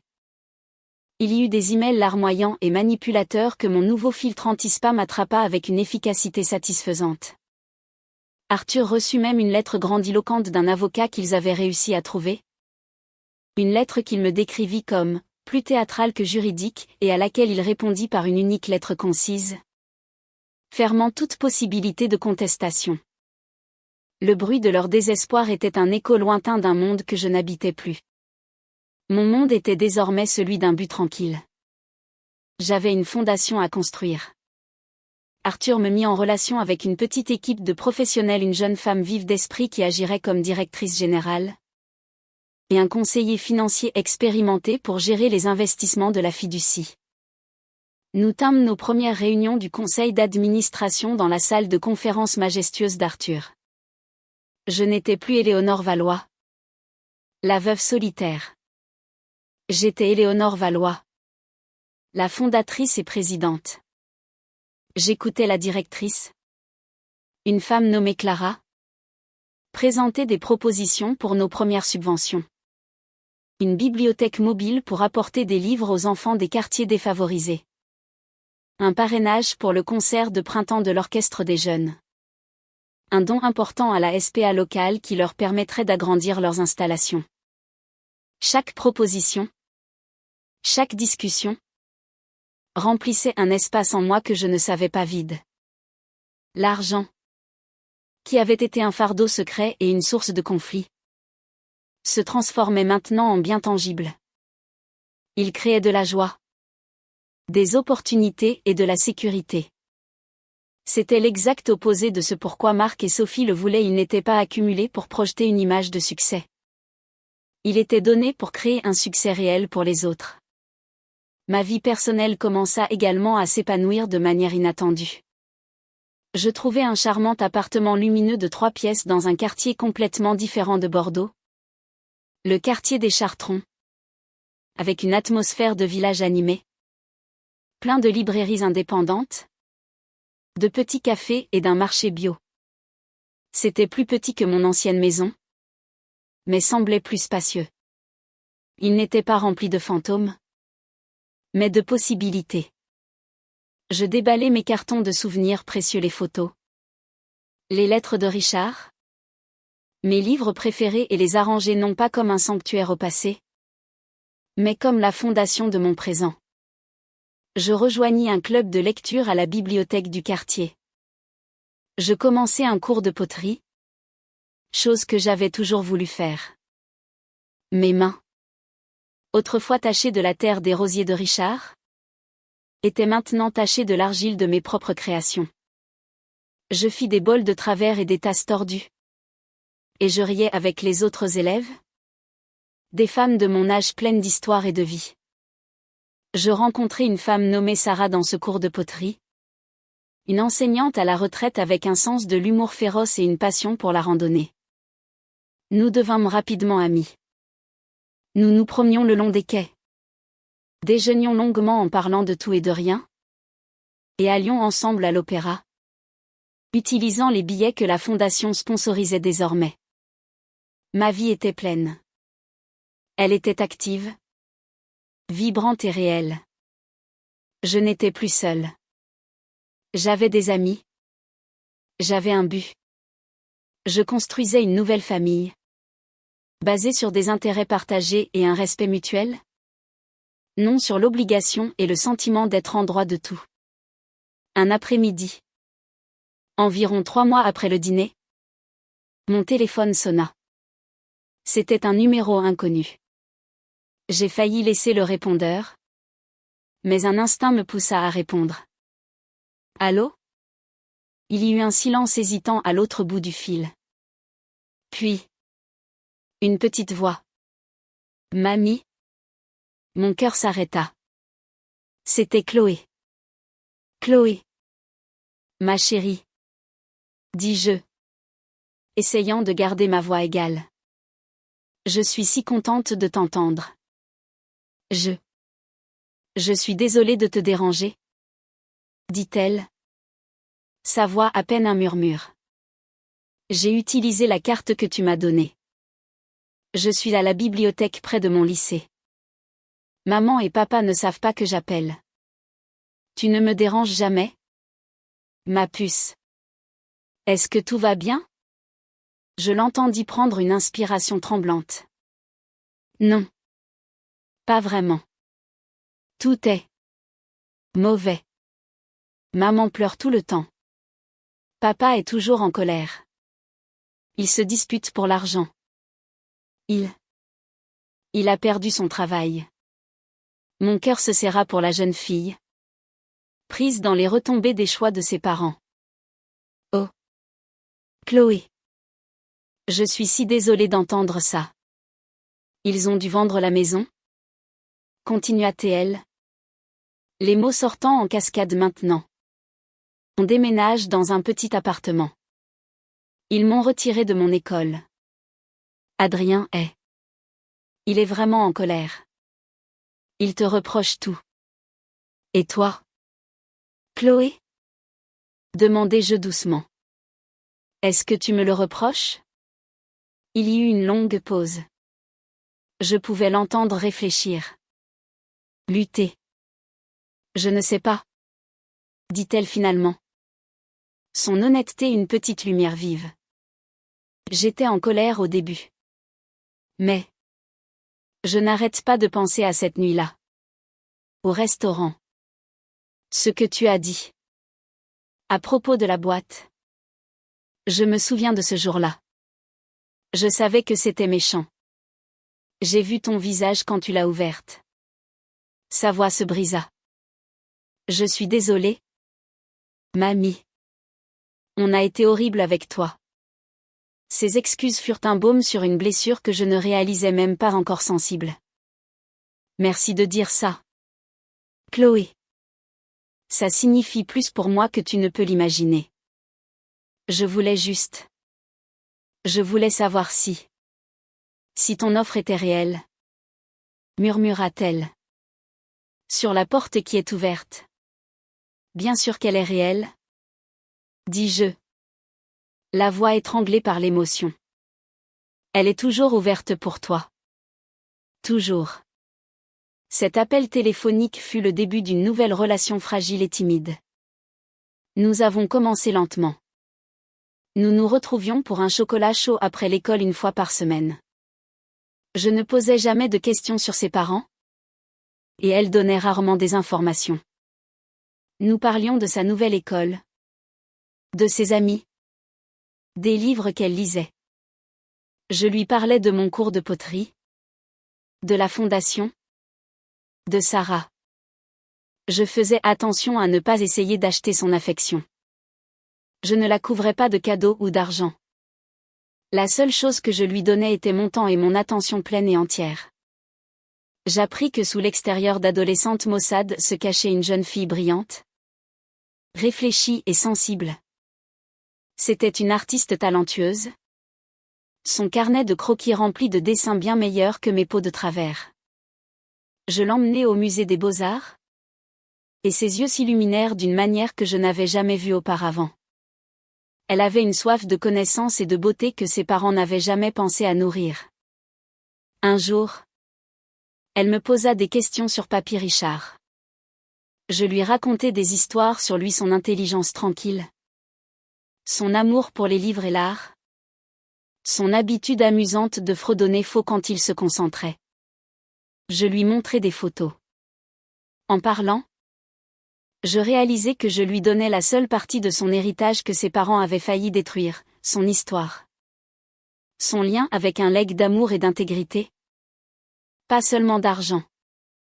Ses parents, comme on pouvait s'y attendre, n'étaient pas heureux de nos rencontres. Marc me laissa un unique message vocal furieux sur le téléphone de Chloé. Qu'elle me laissa écouter. Il m'accusait d'essayer d'empoisonner sa fille contre lui. Il ressemblait à un animal désespéré et acculé. Je dis à Chloé que si cela rendait sa vie trop difficile, nous pouvions arrêter. C'est elle qui insista pour continuer. J'ai besoin de ça. Mamie. Dit-elle. Ses yeux suppliants. S'il te plaît. Notre relation était un jardin secret que nous cultivions ensemble. Une petite poche de paix dans la tourmente de sa vie. Ce n'était pas parfait. C'était compliqué. Mais c'était réel. Alors que les fêtes approchaient, les dernières pièces de mon ancienne vie furent mises au repos. L'ancienne maison avait sa nouvelle famille. La fondation avait distribué sa première série de subventions. J'étais installée. J'étais heureuse. J'étais en paix. Et puis vint la confrontation finale et inévitable. Elle eut lieu 2 semaines avant Noël. Je prenais un café avec Chloé à notre endroit habituel quand Marc et Sophie entrèrent. Ce n'était pas une coïncidence. Ils l'avaient suivi. Ils s'arrêtèrent à notre table. Leur visage un mélange de fureur et de désespoir. Sophie avait l'air hagard. Les vêtements chers remplacés par une anxiété usée. Marc avait perdu du poids. Et ses yeux étaient assombris par un désespoir qui faisait mal à voir. Alors c'est ce que tu fais? Dit Marc. Sa voix basse et tremblante de rage. Tu vois notre fille dans notre dos. Tu la montes contre nous. Bonjour. Marc. Sophie. Dis-je calmement. Posant ma main sur celle de Chloé. Elle tremblait. Chloé et moi avons une relation. Cela n'a rien à voir avec vous. Tout a à voir avec nous. Hurla Sophie. Attirant les regards autour du café. Tu nous as ruinés. Tu as détruit nos vies. Tout ça à cause d'une stupide blague. Ce n'était pas une blague. Sophie. C'était la vérité. Dis-je. Ma voix calme mais inflexible. Et je ne vous ai pas ruiné. Votre cupidité, Votre sentiment que tout vous était dû et votre choquant manque de caractère vous ont ruiné. J'ai simplement retiré le filet de sécurité que vous pensiez mériter. Le visage de Marc se décomposa. La colère sembla s'écouler de lui, remplacée par un plaidoyer brut et pathétique. Maman. S'il te plaît. Supplia-t-il. Sa voix se brisant. Nous perdons tout. Chloé est tout ce qu'il nous reste. Ne nous l'apprends pas aussi. Et à cet instant, en regardant le visage brisé de mon fils, je ne ressentis pas de triomphe, mais une profonde tristesse. C'était le véritable coup de leur choix. Cette dévastation totale. C'était le fond de la boîte vide. Voir mon fils debout là, dépouillé de sa fierté, de sa colère, de toute son identité, fut l'épreuve finale de ma résolution. L'instinct maternel, celui que j'avais réprimé pendant des mois, surgit. C'était une attraction physique, une envie profonde et primale de tendre la main, d'apaiser sa douleur, de lui dire que tout irait bien. Pendant une seconde terrifiante, j'ai failli céder. J'ai failli prononcer les mots qui annuleraient tout, je vais vous aider. Mais ensuite, j'ai baissé les yeux sur la main de Chloé, qui serrait la mienne avec une force désespérée. J'ai vu la peur dans ses yeux, pas la peur de ses parents, mais la peur que je l'abandonne, que je sois ramenée dans leur orbite toxique et que je la laisse derrière. J'ai de nouveau regardé Marc, sa détresse, et j'ai vu avec une terrible clarté que l'aider maintenant ne le sauverait pas. Cela ne ferait que le conforter. Cela lui apprendrait que les conséquences sont temporaires, qu'un plaidoyer bien placé peut effacer toute une vie de manque de respect. Cela apprendrait à Chloé que mon amour était conditionnel, que mes principes étaient à vendre. J'ai pris une profonde inspiration et j'ai tenu bon. L'ancienne Éléonore se serait effondrée. La nouvelle Éléonore tint ferme. Je ne te prends pas, Chloé. Marc, dis-je. Ma voix douce mais ferme. Pour le bien de Chloé. Je lui donne simplement un endroit sur où atterrir. Un endroit où elle est vue et entendue pour qui elle est. Pas pour ce qu'elle représente. Elle est venue à moi. Je ne l'ai pas cherchée. C'est toi qui l'as poussée à ça. Accusa Sophie. Sa voix aiguë et cassante. Si tu avais été une mère normale. Une grand-mère normale. Rien de tout ça ne serait arrivé. Tu aurais dû simplement nous donner notre héritage. L'arrogance pure et non diluée de ses paroles, même maintenant, était à couper le souffle. Elle ne comprenait toujours pas. Elle ne comprendrait jamais. Elle ne voyait le monde qu'à travers le prisme de ce qui lui était dû. Votre héritage ? Répétai-je doucement. Il n'a jamais été le vôtre. Et une grand-mère normale n'est pas un distributeur de billets. Une grand-mère normale mérite le respect. Elle mérite un appel téléphonique qui ne concerne pas l'argent. Elle mérite d'être considérée comme un être humain. Vous avez tous les deux échoué à cela ? De manière spectaculaire. Je me suis reconcentrée sur Marc. Ta vie est en morceaux à cause des choix que tu as faits. Tu as choisi de vivre au-dessus de tes moyens. Tu as choisi de construire une vie sur l'hypothèse d'un avenir que tu n'avais pas mérité. Tu as choisi de traiter ta propre mère avec mépris. Ce sont les conséquences. Elles sont lourdes. Je sais. Mais c'est à toi de les porter. Je ne peux pas les porter pour toi. Je me suis levée, entraînant avec moi une Chloé tremblante. Nous partons.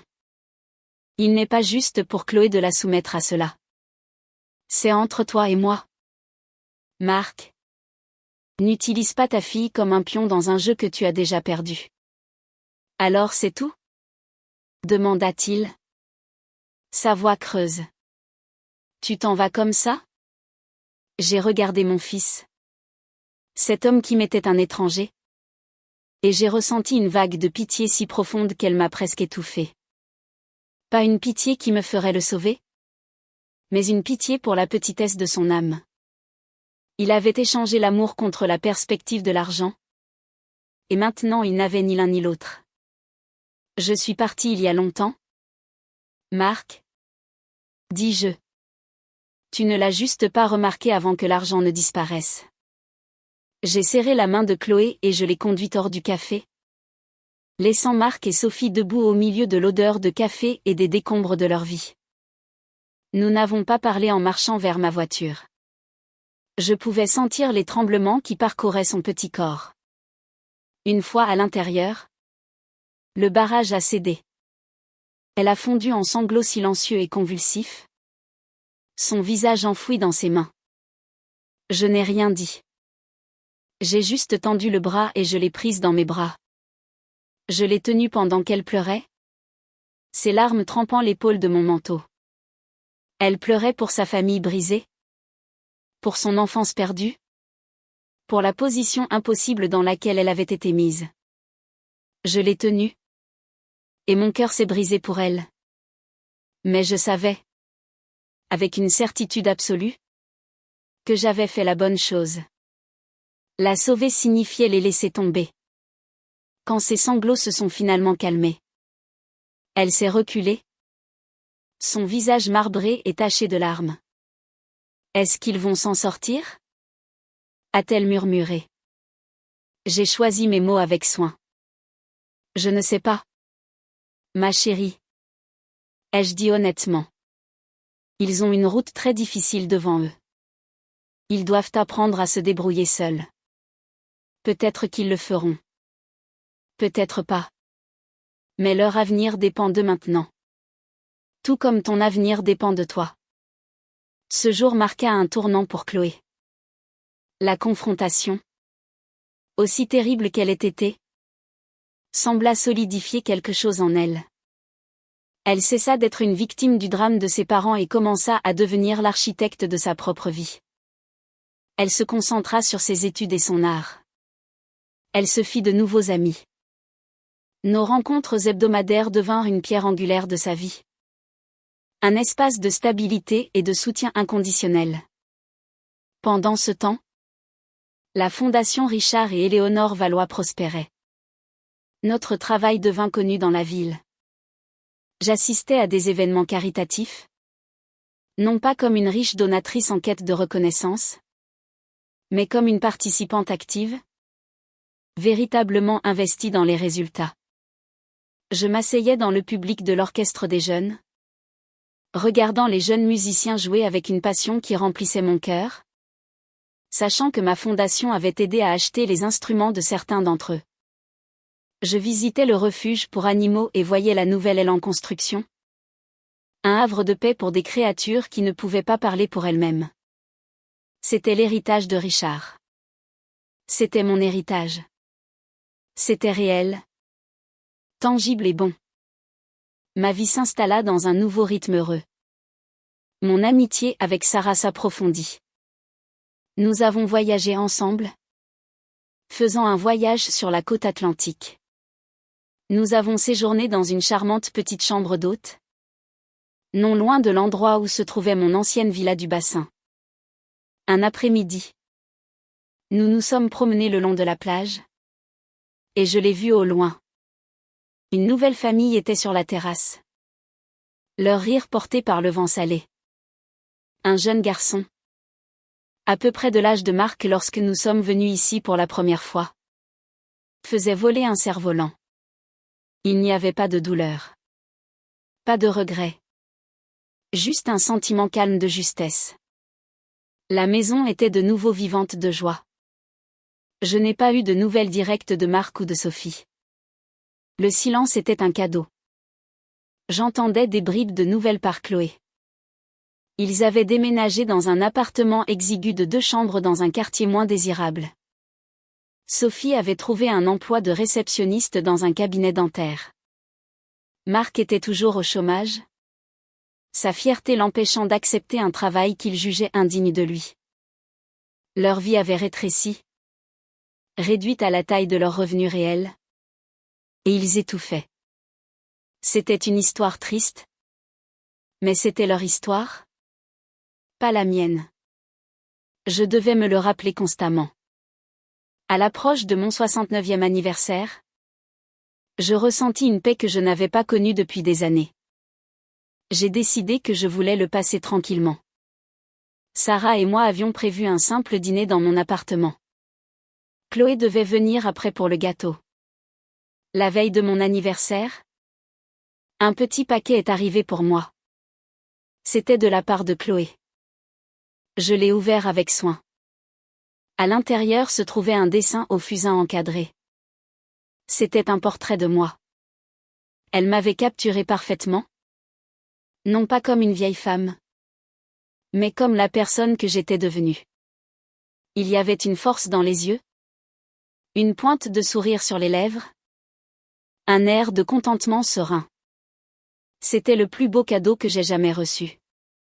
Glissée à l'arrière du cadre se trouvait une note, écrite de son écriture élégante.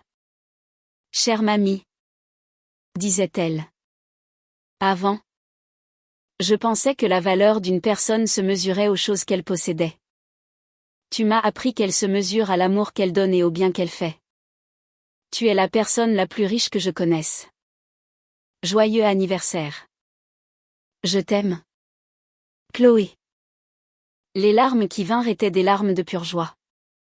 C'était ça. C'était la validation que j'avais si longtemps désirée. Non pas de mon fils, mais de sa fille. Elle comprenait.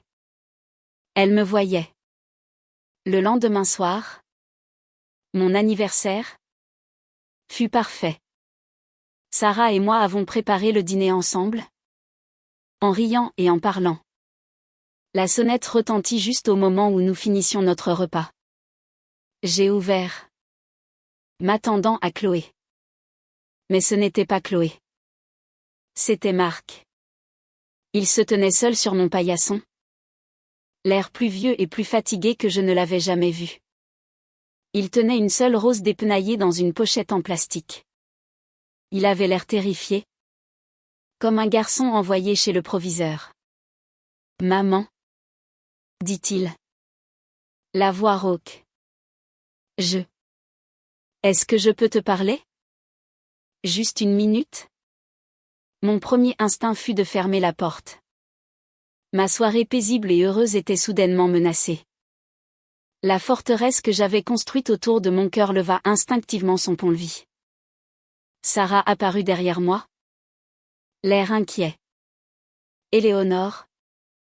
Tout va bien ? » Je regardais Marc, debout sur mon paillasson comme un fantôme d'une vie passée.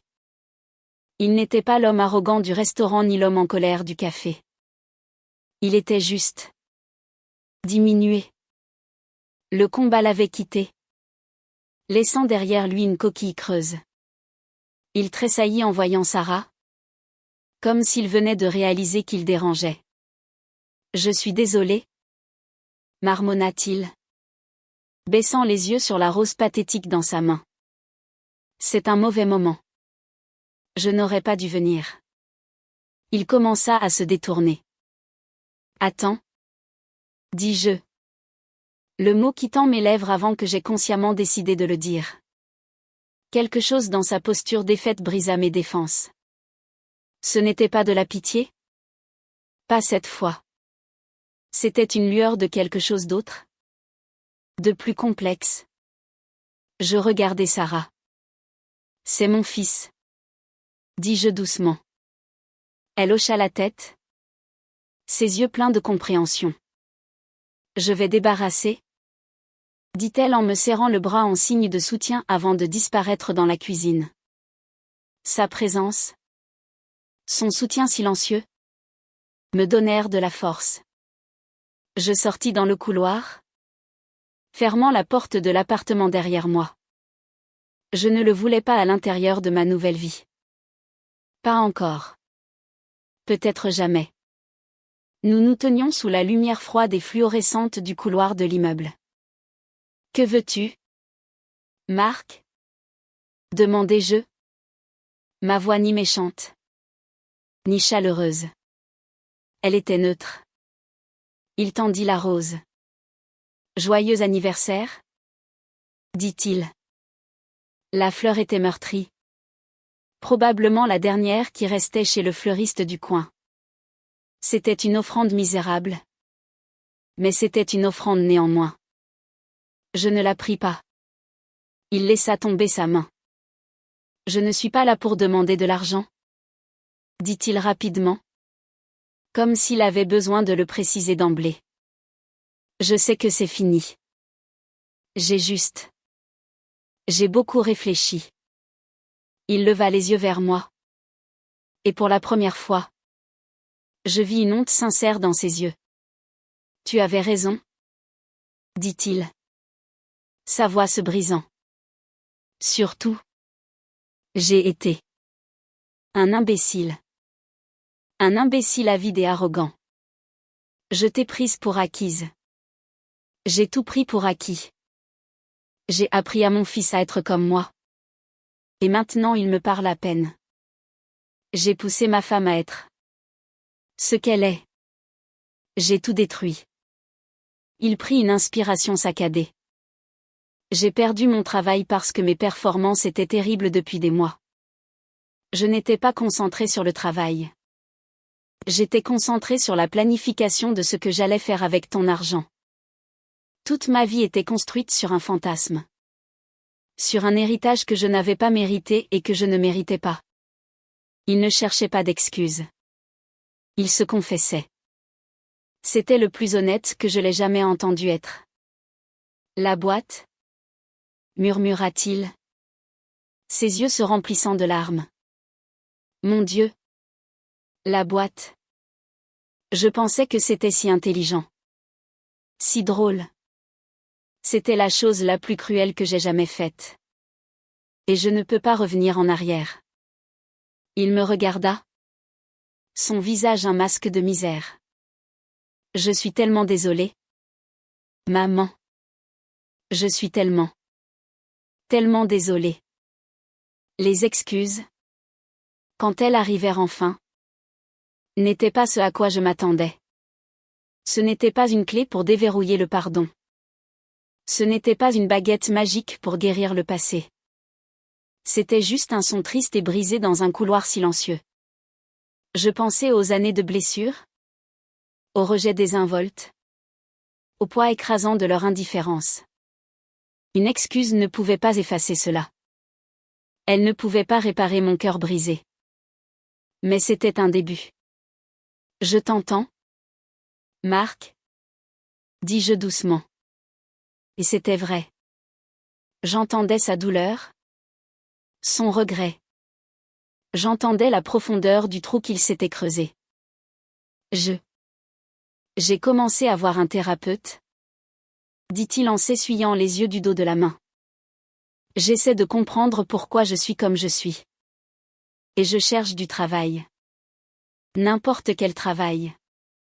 Un ami d'un ami m'a obtenu un entretien pour un poste de vendeur dans un magasin de bricolage. C'est une énorme régression. Sophie déteste ça. Ce que pense Sophie n'est plus mon problème. Dis-je. Qu'est-ce que tu en penses? Toi. Il baissa les yeux sur ses mains. Je pense que c'est un début. C'est réel. C'est un salaire que je gagnerai moi-même. Il leva de nouveau les yeux. Je ne m'attends pas à ce que tu me pardonnes. Je ne le mérite pas. Et je n'attends rien de toi. Je voulais juste que tu saches. Et je voulais te dire que j'étais désolée. Et joyeux anniversaire. L'interphone de mon appartement sonna. C'était Chloé. Pile à l'heure. Marc tressaillit au son. Ce doit être Chloé, dit-il. Je devrais y aller. Marc, dis-je. Et il s'arrêta. Le chemin du retour est long. Et je ne sais pas où il mène. J'ai une nouvelle vie maintenant. Une vie que j'aime. Je ne l'abandonnerai pas. Je sais. dit-il. Je ne m'attends pas à ce que tu le fasses. Mais, continuai-je en choisissant mes mots avec le plus grand soin. Ce que tu fais à partir de maintenant. Les choix que tu fais pour toi-même. Ça compte. Reconstruire ta vie. Honnêtement et humblement. Ça compte. Je ne lui offrais pas une relation. Je lui offrais une parcelle de grâce. La reconnaissance que son effort, s'il était réel, n'était pas invisible. La porte s'ouvrit et Chloé se tenait là. Une boîte à gâteaux dans les mains. Elle s'arrêta net en voyant son père. Son visage s'assombrit d'un mélange de peur et de confusion. Papa? Qu'est-ce que tu fais ici? Marc regarda sa fille. Et son expression était d'une pure angoisse. Je suis venu souhaiter un joyeux anniversaire à ta grand-mère? Dit-il doucement. Il regarda de Chloé à moi. Puis de nouveau à elle. Je vais vous laisser. Il se tourna et descendit le couloir vers les ascenseurs sans se retourner. La triste rose toujours serrée dans sa main. Chloé et moi l'avons regardé partir. Puis elle me regarda. Ses yeux pleins de questions. Est-ce qu'il va bien? Je ne sais pas. Dis-je en passant mon bras autour de ses épaules et en la guidant dans l'appartement. Mais pour la première fois depuis très longtemps. C'est possible. Nous n'en avons plus parlé ce soir-là. Nous avons mangé du gâteau avec Sarah.